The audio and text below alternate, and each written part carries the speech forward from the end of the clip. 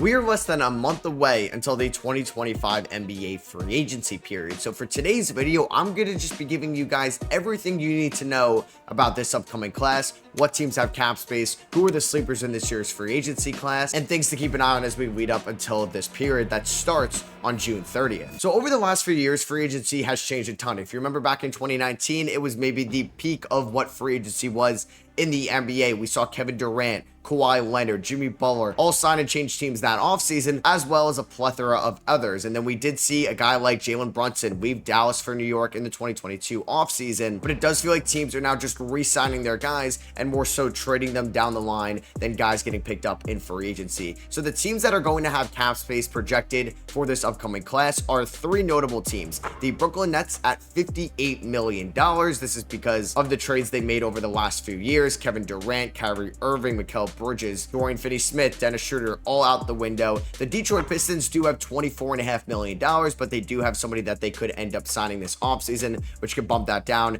And the Memphis Grizzlies will also have $6.9 million in cap space as well. That could change if they decide to re-sign some of their guys. And then there's going to be a plethora of teams that are going to be over the salary cap, but will be under the first apron. So they are going to have full access to the non-taxpayer mid-level exception, which is a contract at $14.1 million a year, as well as have access to the biannual exception, which is around $5.1 million. Those teams include the Atlanta Hawks, the Charlotte Hornets, the Chicago Bulls, the Dallas Mavericks, the Golden State Warriors, Houston Rockets, Indiana Pacers, LA Clippers, Los Angeles Lakers, Miami Heat, Milwaukee Bucks, Minnesota Timberwolves, New Orleans Pelicans, Oklahoma City Thunder, Philadelphia 76ers, Portland Trailblazers, San Antonio Spurs, Sacramento Kings, Toronto Raptors, Washington Wizards, and the Utah Jazz. Some of those teams may have had financial restraints throughout the regular season, but now they have some upcoming free agents like the Minnesota Timberwolves, so right now they do have a little bit more of an open cap sheet. There are three teams that are going to be over the first apron, so they do not have access to the non-taxpayer mid-level exception, but they will have access to the taxpayer mid-level exception, so they can sign a free agent around $5.68 million. Those three teams include the Denver Nuggets, the New York Knicks, and now the Orlando Magic, with the Franz Wagner and Jalen Suggs extensions kicking in. And there are going to be three teams that are projected to be over the second apron, so you can keep an eye on them this offseason, making trades to get under that second apron. Those three teams are the Boston Celtics, the Cleveland Cavaliers, and the Phoenix Suns. All three teams have been rumored in making deals. Obviously, with Kevin Durant and the Phoenix Suns, we know that the Boston Celtics may look to trade away Drew Holiday or Kristaps Porzingis this offseason. And the Cavs are also a sneaky team in all this as well. Could they make a minor move by getting rid of somebody like a Max Strus or Isaac Okoro? Or is there going to be a bigger trade down the line and they end up moving Jared Allen or Darius Garland? So I'm going to break down the top free agents in three different categories. The ones that are just unrestricted free agents, they're free to sign with any team. Players that have a player option and they can opt into the last year of their deal, and team options, which allows the team to decide the player's future for at least one more year. And a lot of the top free agents do have player options. LeBron James has a $52.6 million player option. The Lakers traded for Luka Doncic back at the February trade deadline, which gave them a brighter future in the post-LeBron era. All signs are pointing to LeBron either opting into that $52.5 million player option or declining it and signing another 1+1 with the Lakers, something he's done basically since the 2018 offseason when he signed with them originally. And unless he's taking a pay cut, he's not signing anywhere else unless he wants to go to Brooklyn,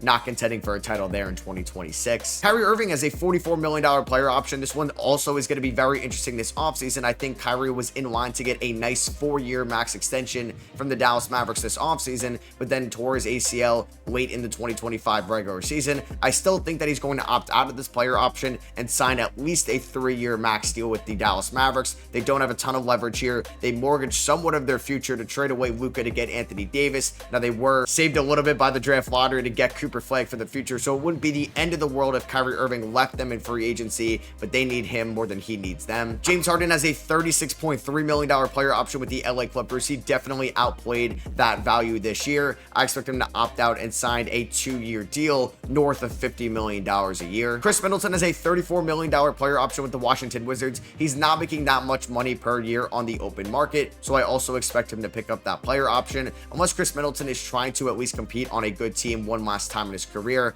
maybe he would opt out and he can get more than $34 million over a 2-year deal and maybe can reunite with the Milwaukee Bucks or something like that. We have two very interesting player options at the power forward position. Julius Randle of the Minnesota Minnesota Timberwolves, $30.9 million. If you ask me, at various points throughout the regular season, I thought it can go either way, but based off Julius Randle's performance in the playoffs, I think he's either going to get extended by the Minnesota Timberwolves or he's going to get paid by a different team, and what would end up being a sign and trade. Maybe he's the catalyst and the main piece that ends up going to Phoenix in the Kevin Durant trade. Maybe a team like the Charlotte Hornets is looking to take a step and add Julius Randle in a sign and trade this offseason. And then John Collins has a $26.6 million player option. John Collins didn't play a ton of games this year for the Utah Jazz, but when he did, he looked like a really good floor spacing 5, and a team may value that late in the year when they can have everybody out there that can space the floor. He shot just under 40% from 3 this year in the front court. I think that'd be very valuable on the open market, and he's still just 27 years old. This could also be a main sign and trade piece or an opt-in and trade this offseason. Naz Reid has a $15 million player option. He's definitely opting out and is probably going to get paid double that or close to it by at least the Minnesota Timberwolves, and if not, a different team this offseason. Dorian Finney-Smith has a $15.4 million player option from the Lakers. I expect him to opt out but sign at least a 2-year extension with LA. Bobby Portis has a $13.4 million player option. I think he's going to opt out of that as well, and I believe he can get that full mid-level exception by a team this offseason. Matisse Thybulle is opting into his $11.6 million player option. Pat Connaughton is opting into his $9.4 million player option. Kelly Oubre could opt out of the $8.4 million player option, but I doubt that, and I think that could end up being another opt-in and trade this offseason. And one of the last few interesting player options is Russell Westbrook's $3.5 million player option. He definitely outplayed that contract this year with the Denver Nuggets, but would he have many suitors out there? Would a team be willing to throw their taxpayer mid-level exception or their biannual exception at Russ, and he would receive basically a $2 million pay raise? That could definitely happen. And the Denver Nuggets can also give him their taxpayer exception, so maybe that ends up happening, so Russ can get a little bit more money in 2026, because I think he deserves it based off how he played in 2025, just making $3.3 million.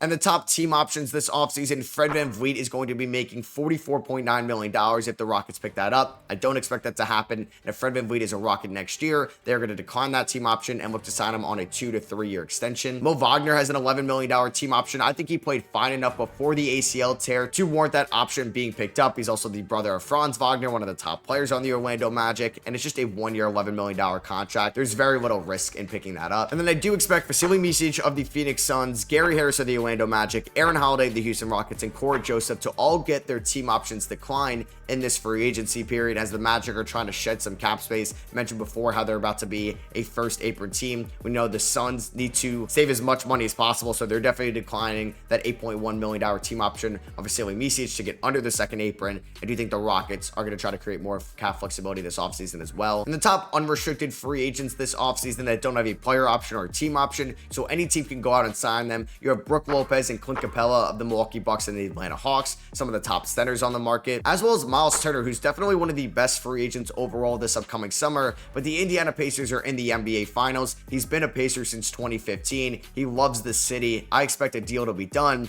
He made around $20.5 million in the 2025 season. That could get close to doubled in the 2026 season, and he can sign a massive extension with the Indiana Pacers, a team that has been notoriously cheap when going into the luxury tax. So it's going to be very interesting to see how they play this out this offseason, because you don't want to make one of your franchise stars unhappy. Chris Paul is going to be another interesting free agent this offseason. He signed a 1-year deal with the San Antonio Spurs last offseason at $10.4 million. He played all 82 games as a 40-year-old in the 2025 season. He is a great veteran point guard to have both on the floor and off the floor. I expect a robust market for Chris Paul. I expect 20 teams are going to try to get him, especially if he's going to make less than $10 million. But I think San Antonio should bring him back, even if he's not even going to play for them that much next year in meaningful minutes. Other top unrestricted free agents, you have Bruce Brown of the Pelicans, Malcolm Brogdon of the Washington Wizards, Tim Hardaway Jr. of the Detroit Pistons, D'Lo, Karis LeVert, Luke Kennard, Dennis Schroeder, Steven Adams, Al Horford, Trey Jones, Jayshawn Tate, Kevon Mooney, Malik Beasley, Nickeil Alexander-Walker, Jake LaRavia, Gershon Yabusele, Ben Simmons, and a ton of other veterans that will most definitely sign at least a 1-year veteran minimum this offseason. So I mentioned before how a bunch of teams have access to their full mid-level exception this offseason, and this is one of the more interesting exceptions that teams can use.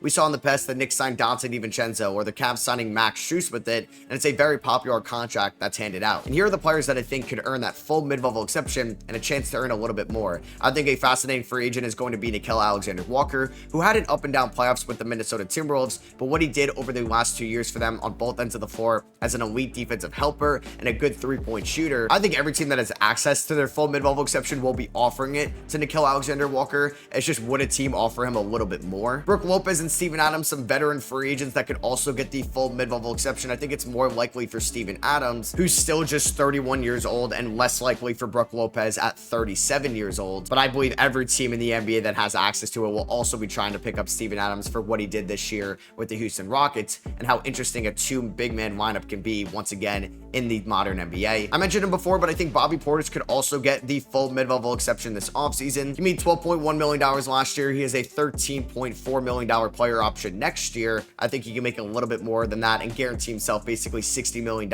over 4 years if he opts out and signs that MLE. Ty Jerome is also somebody that could definitely get the full mid-level exception this offseason. Can the Magic create some cap space to go out and sign him? They can use a point guard that can shoot. Is Washington looking for just a veteran point guard to help their young core? The Miami Heat, the Houston Rockets, the Sacramento Kings, a plethora amount of teams would be calling up Ty Jerome's agent, but did he hurt his value a little bit with how poorly he played in the playoffs? I think Gershon Yabusele could be a sneaky mid-level exception team, and I would expect Philadelphia to offer him the full mid-level exception. So the Sixers need depth, and he could be their guy. And then some sharpshooters that signed one-year deals last offseason, Malik Beasley and Gary Trent Jr. With my examples before with Max Strus and Dante DiVincenzo, some sharpshooters and flamethrowers that can come off the bench or start for you in a pinch. That's exactly what Malik Beasley and Gary Trent Jr. were this past season. And then here are 6 sleeper free agents that can be the New York Knicks version of Isaiah Hartenstein from a few years ago, or the Cleveland Cavaliers version of Ty Jerome. You're signing these guys to a 1 or 2 year deal, and they are by far exceeding expectations, even Nickeil Alexander-Walker as well. The first one is going to be Amir Coffey of the LA Clippers. Amir Coffey was an undrafted player that debuted back in 2020. He's going to be an unrestricted free agent for the first time in his career. He made $3.9 million last year with the LA Clippers, should make more this offseason, and a little bit more of an expanded role. He could definitely take advantage of those opportunities. One of my favorite under the radar big men on the market, Charles Bassey of the San Antonio Spurs, still just 24 years old, was a second rounder back in the 2021 draft, has dealt with some injuries in his NBA career, but looked more healthy this year and a little bit more mobile out there. I'd definitely take a flyer on him this offseason. I also like Jae'Sean Tate a ton of the Houston Rockets, somebody that was once a promising young wing for them. He played 29 minutes as a rookie in that 2021 season after being undrafted in the 2020 class, but as the Rockets got more young depth and veteran depth, he ended up being pushed out of the rotation, and I think it's just worth taking a flyer on him this offseason if you need some depth on the perimeter. This may be one of my best sleeper free agents, Tre Jones of the Chicago Bulls. The Bulls are going to have their eyes set on a restricted free agent this offseason that we'll get to in a little bit, but Tre Jones played very well after the 3-team trade back at the deadline. I could see the Washington Wizards, Orlando Magic, Miami Heat, if they miss out on Ty Jerome,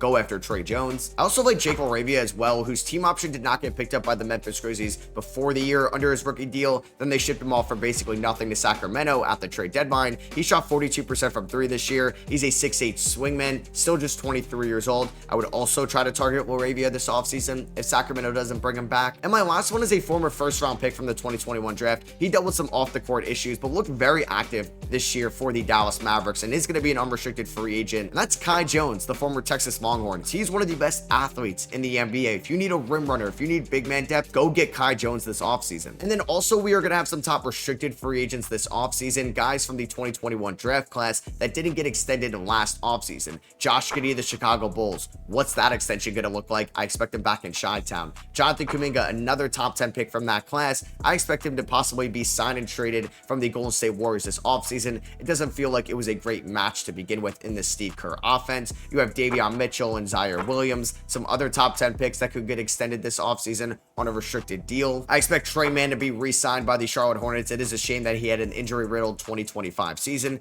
Isaiah Jackson also was hurt all of the 2025 season, basically, with the Pacers look to bring him back as well. And then some interesting ones, Quentin Grimes of the Philadelphia 76ers. What is the team going to throw at him? How much money can Quentin Grimes make after getting traded from the Dallas Mavericks to the Philadelphia 76ers? Because in that 28-game sample size, he averaged 22 points, 5 rebounds, 4.5 assists, shot 47% from the field, and 37% from 3. There's a scenario where Grimes makes over $20, maybe $25 million next year, because I think a very similar free agent, also another late first rounder back in 2021, Cam Thomas of the Brooklyn Nets. Now, I think of the playmaking and defensive ability, Quentin Grimes will make more on the open market, and a couple more teams may try to sign Quentin Grimes, but I think Cam Thomas is still worth a 3-year extension or in that ballpark from the Brooklyn Nets, 23 years old, and could also be a big trade piece down down the line. And then you also have Day'Ron Sharper and Santi Aldama being restricted free agents from this class as well. I think they're going to have robust markets. And then finally, that's going to happen after free agency, but still feels like it's a part of it, is the 2022 draft class extensions. This summer, guys like J-Dub, Chad Holmgren of the Oklahoma City Thunder, and Paolo Banchero of the Orlando Magic are going to sign the rookie max extensions, and their team's cap sheets are going to go up a ton. Jalen Suggs signed for around $35 million last offseason. I could see guys like Shaedon Sharpe, Dyson Daniels, Walker Kessler, Christian Brown, and Jaden Ivey signing similar deals this offseason when they are eligible. And could guys like Tari Eason, Jabari Smith Jr., Benedict Mathurin, Jeremy Sohan, Jalen Duren, Keegan Murray sign similar deals to what Trey Murphy got from the Pelicans last offseason? I think that's going to be a very interesting topic point this offseason, because if these guys do not sign extensions, they could end up getting traded. So that is gonna be for me. I hope you guys did enjoy this video. If you did, I would appreciate you dropping a thumbs up. Let me know what you guys think about the 2025 free agency class down below, and maybe any predictions or expectations you have over the next few weeks. Make sure you hit that subscribe button if you are not already, and I'll catch you guys in the next one.